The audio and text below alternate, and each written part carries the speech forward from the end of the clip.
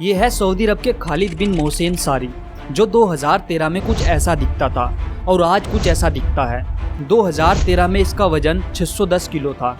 इस वजन के साथ यह शख्स दुनिया का सबसे भारी इंसान था।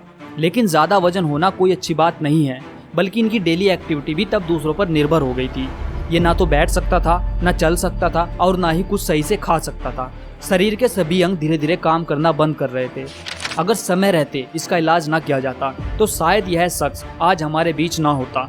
लेकिन ये वजन 610 किलो से 63 किलो कैसे गया, ये भी अपने आप में एक बड़ा सवाल है और एक बड़ी अचीवमेंट है। और इतना वजन कम करना मेडिकल की दुनिया में एक नई खोज भी है। आखिर कैसे इस शख्स का वजन मात्र 6 महीने में ही आधा हो गया, चलिए जानते हैं आज की इस वीडियो में।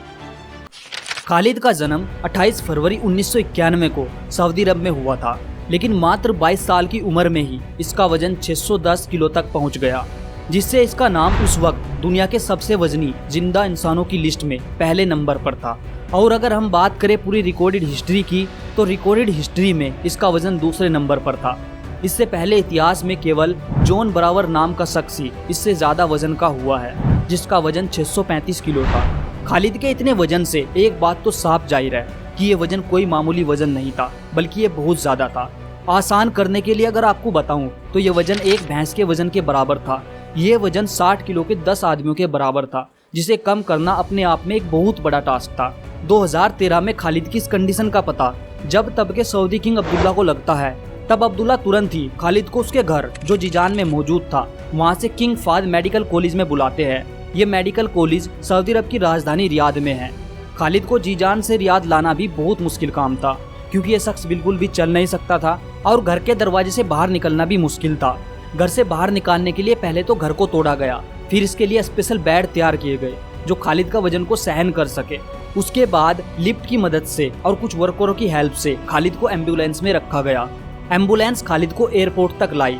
उसके बाद खालिद को हवाई जहाज के द्वारा रियाद लाया गया। इसके बाद किंग अब्दुल्ला ने खालिद की देखरेख में 30 डॉक्टरों की एक टीम लगाई, जो 24 घंटे खालिद की एक एक चीज का ध्यान रखती थी।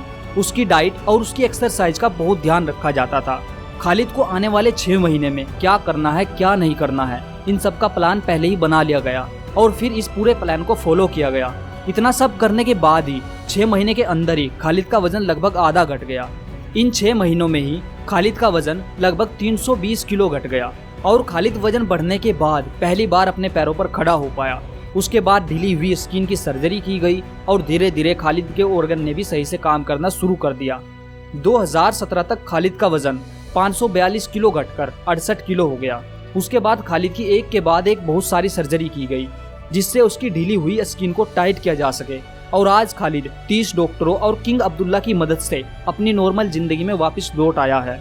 और आपकी जानकारी के लिए बता दूं कि इन सब के लिए खालिद का कोई भी पैसा खर्च नहीं हुआ है, बल्कि सारा खर्च किंग अब्दुल्ला ने ही उठाया। वैसे आप मुझे ये बताएं कि अगर ये सब पैसा खालिद अपनी तरफ से खर्च करता तो आखिर उसे कितना खर्च करना पड़ता। मुझे पता है बता पाना थोड़ा मुश्किल है, लेकिन आप एक अनुमान लगाएं कि 542 किलो वजन घटाने के लिए एक आदमी को कितना रुपया खर्च करना पड़ सकता है।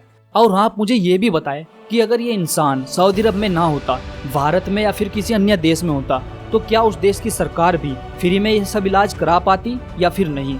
तो उम्मीद करता हूँ कि ये वीडियो आपको पसंद आई होगी। पसंद आई है तो वीडियो को लाइक कर दे और चैनल को सब्सक्राइब जरूर करें। मिलते हैं अगली वीडियो में, तब तक के लिए धन्यवाद दोस्तों।